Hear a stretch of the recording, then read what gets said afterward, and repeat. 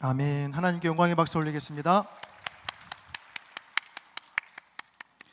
네, 샬롬과 합의 그리고 백계준 청년의 귀한 찬양 감사합니다. 하나님께서 이 모든 찬양을 우리 모두의 고백으로 기쁘게 받으신 줄 믿습니다. 자, 종의 노래 세 번째 시간입니다. 대림절 시작하면서 주님을 기다리는 일도 참 중요하지만 내가 기다리는 주님이 어떤 분인지 아는 일이 훨씬 더 중요하다라고 말씀드렸는데요.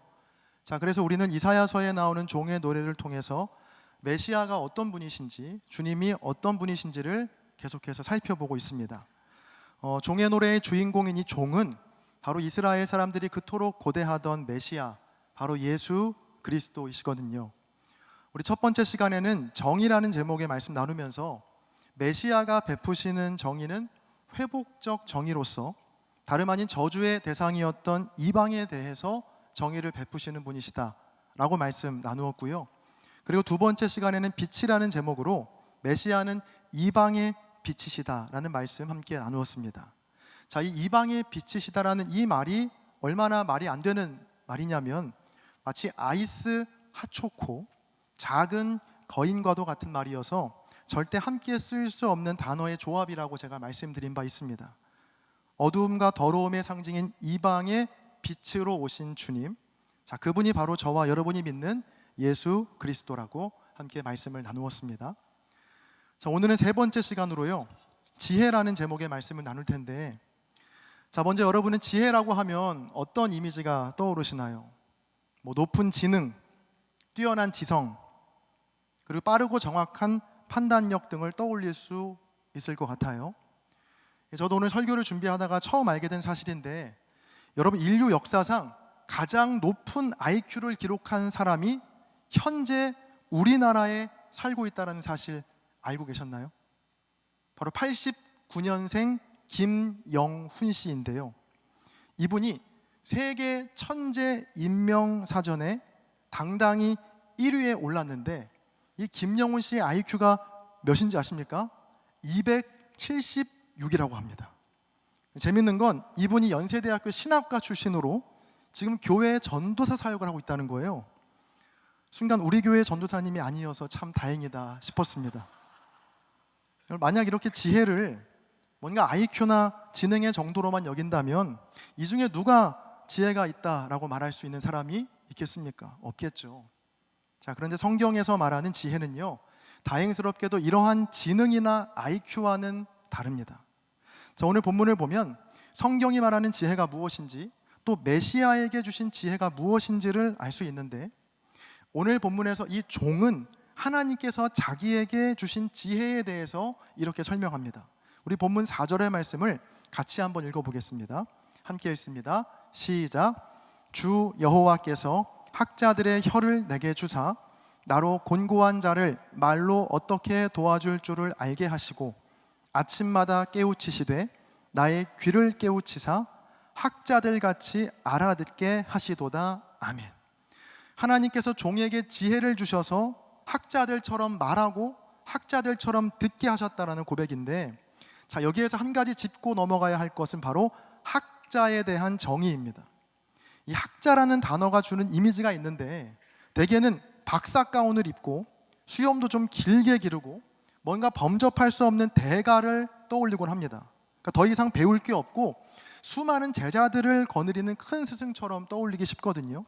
자, 그런데 오늘 본문에 나오는 이 학자라는 말은요, 전혀 그런 뜻이 아닙니다. 이 히브리어 리무딤이라는 말을 학자라고 번역한 건데, 이 리무딤이라는 단어의 뜻은요, 바로 배우는, 또 제자된 이라는 뜻이 담겨 있거든요. 자, 그래서 어떤 성경에는 이 학자라는 말에 각주를 달아놓고 제자들, 가르침을 받는 자들이라고 기록되어 있습니다. 자, 그래서 4절의 말씀을 좀 더 이 원어의 뜻에 맞게 풀어보면 하나님께서 여호와의 종에게 제자의 혀와 제자의 귀를 주셨다는 겁니다. 하나님께서 여호와의 종, 즉 예수 그리스도에게 제자의 혀와 제자의 귀를 주신 이유가 4절에 나와 있는데, 4절 말씀 한 번 더 같이 읽어보겠습니다. 함께 읽습니다. 시작. 주 여호와께서 학자 제자들의 혀를 내게 주사 나로 곤고한 자를 말로 어떻게 도와줄 줄을 알게 하시고 아침마다 깨우치시되 나의 귀를 깨우치사 학자 제자들 같이 알아듣게 하시도다. 아멘. 자, 개인적으로 이 4절 말씀은 제가 공동번역 성경 버전을 참 좋아하는데 그 공동번역 성경을 제가 읽어드릴게요. 주 야훼께서 나에게 말솜씨를 익혀주시며 고달픈 자를 격려할 줄 알게 다정한 말을 가르쳐 주신다. 아침마다 내 귀를 일깨워 주시어 배우는 마음으로 듣게 하신다. 여러분, 제자의 혀의 역할이 무엇입니까? 바로 고달픈 자를 격려하는 다정한 말이 바로 제자의 혀의 역할이고, 제자의 귀는 늘 배우는 마음으로 그들의 목소리를 듣는 것이 제자의 귀의 역할이다라는 겁니다. 자, 오늘로 세 번째 종의 노래인데요, 이 메시아의 노래이기도 한 이 종의 노래는 일관된 특징을 갖고 있습니다. 정의와 빛과 지혜가 향하는 곳이 다 이방이었습니다. 비록 오늘 본문에서는 이방이라는 단어가 직접적으로 나오진 않지만 하나님께서 주시는 지혜가 향하는 곳이 바로 곤고한 자, 또 고달픈 자라고 쓰여 있거든요.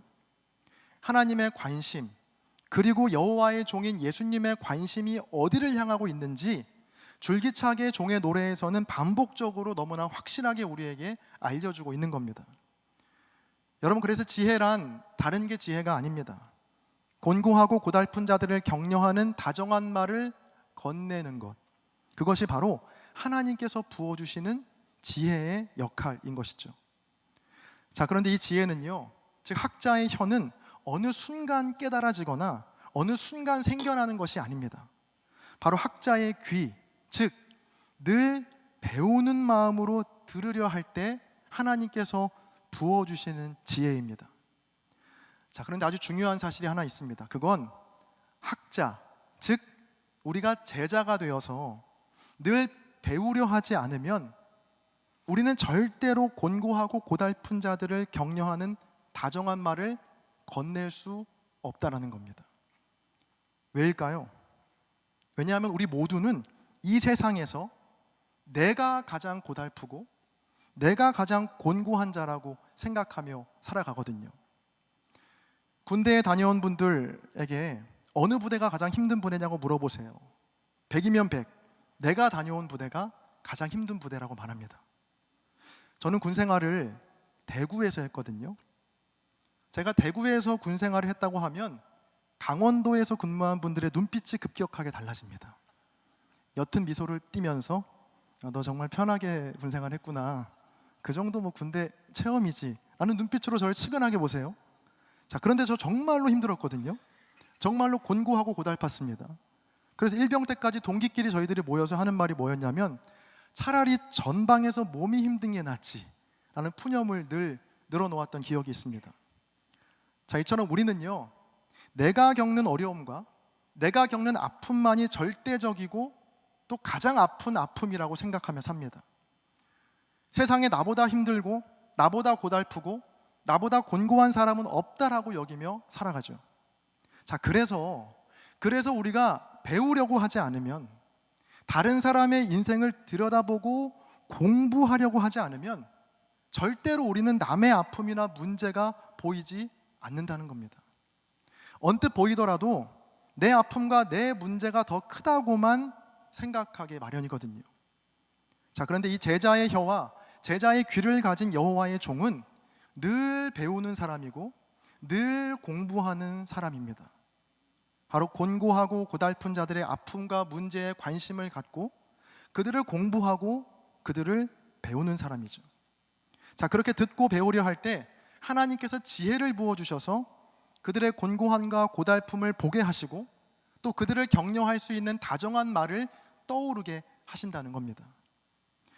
이 서울대학교 보건대학원 환경보건학과의 김승섭 교수는 그의 책에서 공부라는 단어를 이렇게 정의합니다. 제가 책의 일부를 읽어드리겠습니다. 제게 공부는 타인의 고통에 응답하는 언어였습니다. 타인의 고통은 타인의 것입니다. 우리는 손톱 밑에 찔린 가시로 아파하는 옆 사람의 고통을 알지 못하지요. 특히 부조리한 사회로 인해 상처받은 이들은 종종 비명조차 지르지 못하고 숨죽이며 아파하는 경우가 많습니다. 보이지 않는 상처가 당사자의 몸에 갇히지 않고 공유할 수 있는 이야기가 되기 위해서는 누군가가 그 고통에 응답, 즉 공부해야 합니다 라고 적어놨거든요. 이 타인의 고통은 오롯이 타인의 것이죠. 자, 그래서 우리가 공부하고 알아야 합니다. 배워야 하고 들어야 합니다. 그래야 타인의 고달픔과 곤고함이 그때야 보이고 그들을 격려할 수 있는 다정한 말이 떠오르거든요. 자, 바라기는 우리 창천교회 청년부가 이 하나님의 지혜를 사모하고 그 지혜를 소유한 자들 되기를 간절히 바랍니다.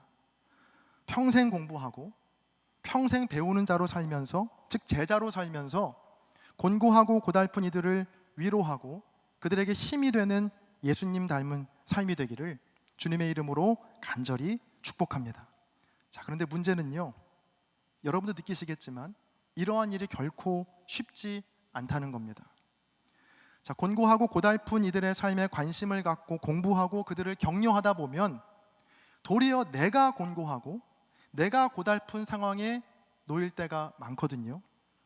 오늘 6절에서도요, 나를 때리는 자도 생기고 나의 수염을 뽑고 뺨을 때리고 모욕과 침을 뱉는 일이 생긴다라고 나오죠. 이 모든 일이 배우지 않았으면 겪지 않아도 될 일이라는 겁니다. 자, 공부하고 듣고 배우게 되자 생기게 된 일인 겁니다.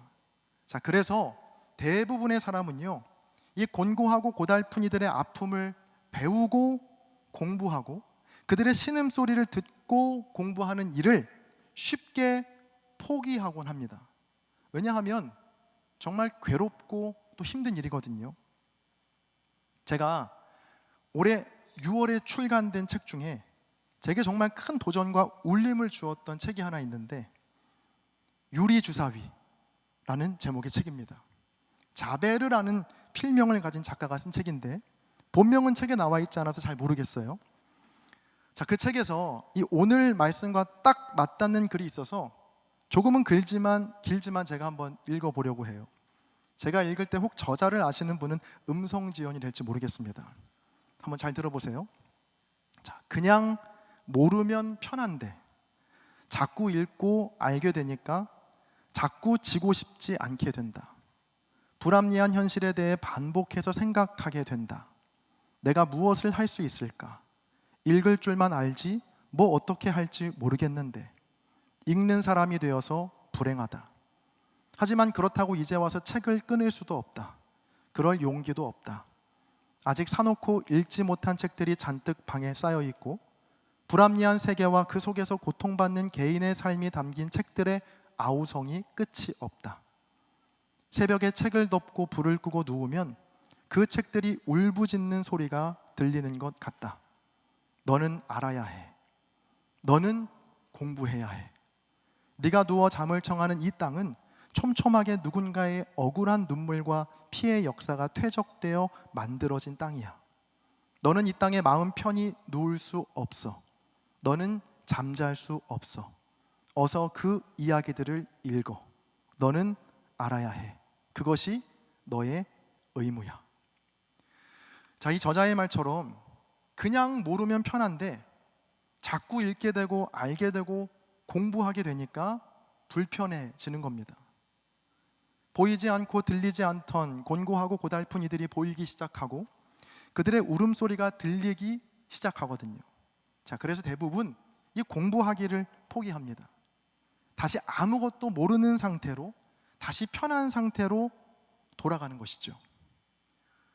저도 고백하자면 최근 설교 준비하는 게 몇 배나 더 힘들어졌습니다. 자, 물론 설교 준비가 쉬웠던 적은 단 한 번도 없었지만 올해 청년부를 맡게 되면서부터 한 주 한 주 설교를 준비하고 작성하는 게 얼마나 힘들어졌는지 모릅니다. 왜 이렇게 힘들어졌을까? 곰곰이 생각해 봤습니다. 그러니까 달라진 게 하나 있더라고요. 그건 이전보다 훨씬 더 많은 책을 읽기 시작했고 또 타인의 삶에 더 깊은 관심을 갖기 시작했다는 겁니다. 그들의 삶을 읽어내기 위해 부단히 고민하고 공부하기 시작하니까 한마디를 하고 한 줄을 쓰더라도 이전보다 훨씬 더 복잡하고 어려워지더라고요. 자, 그래서 다시 돌아갈까라는 생각도 하곤 했습니다. 그러니까 공부하는 일을 멈추고 배우는 것을 멈추고 그냥 쉽고 재밌고 편하게 사는 삶으로 말이죠. 자, 그런데 오늘 말씀을 통해서 다시 마음을 다잡았는데요. 왜냐하면 하나님께서 당신의 종에게 부어주시는 지혜는 곤고하고 고달픈 이들을 어떻게 도와줘야 할지 알게 하시는 지혜이고, 또 끊임없이 배우고 공부하려는 태도로부터 나오는 것임을 오늘 말씀을 통해서 확인하고 또 깨달았기 때문입니다. 이런 하나님의 지혜는 우리의 삶을 참 불편하고 때로는 복잡하게 만듭니다. 때로 억울한 일을 당할 수도 있고요, 받지 않아도 될 모욕과 침뱉음을 당할 수도 있습니다. 자, 그럼에도 포기하지 않고 우리가 이 길을 계속 가야 하는 이유는 바로 하나님께서 나를 도우시고 그런 나를 의롭다 하시기 때문입니다. 오늘 본문 7절부터 9절까지의 말씀을요, 우리 앞에 화면을 보시고 세번역 성경으로 같이 한번 크게 읽어보겠습니다. 함께 읽습니다. 시작. 주 하나님께서 나를 도우시니 그들이 나를 모욕하여도 마음 상하지 않았고 오히려 내가 각오하고 모든 어려움을 견디어 냈다. 내가 부끄러움을 당하지 않겠다는 것을 내가 아는 까닭은 나를 의롭다 하신 분이 가까이에 계시기 때문이다. 누가 감히 나와 다투겠는가? 함께 법정에 나서 보자. 나를 고소할 자가 누구냐? 나를 고발할 자가 있으면 하게 하여라. 주 하나님께서 나를 도와주실 것이니 그 누가 나에게 죄가 있다 하겠느냐? 그들이 모두 옷처럼 헤어지고 좀에게 먹히길 것이다. 아멘. 사랑하는 창천의 청년 여러분, 우리 모두 이 땅에 곤고하고 고달픈 이들의 아픔이 무엇인지를 우리가 공부하고 배워가면서 지친 그들을 다정한 말로 위로하고 격려할 수 있는 주님의 참된 제자의 삶을 살게 되기를 진심으로 응원하고 또 소망합니다. 아침마다 하나님께 이렇게 기도해 보는 건 어떨까요? 하나님, 오늘도 제게 제자의 귀를 주셔서 곤고하고 고달픈 이들의 목소리를 듣게 하시고 또 제자의 혀를 주셔서 다정한 말로 지친 그들을 격려하고 위로하게 하여 주옵소서. 이 기도를 다시 한번 마지막으로 같이 읽어볼까요? 화면을 보시면서 아침 기도 함께 읽어보겠습니다. 시작. 하나님, 오늘도 제게 제자의 귀를 주셔서 곤고하고 고달픈 이들의 목소리를 듣게 하시고 제자의 혀를 주셔서 다정한 말로 지친 그들을 격려하고 위로하게 하여 주옵소서. 이 기도가 우리 모두의 평생의 기도 제목이 되어서 하나님께서 주시는 지혜로 늘 충만한 삶, 무엇보다 예수 그리스도를 따르는 영광스러운 인생이 다 되시기를 주님의 이름으로 간절히 축원합니다. 제가 기도하겠습니다. 존귀하신 주님, 오늘 말씀을 통해 우리의 삶이 얼마나 하나님과 멀리 떨어져 있었는지를 깨닫습니다.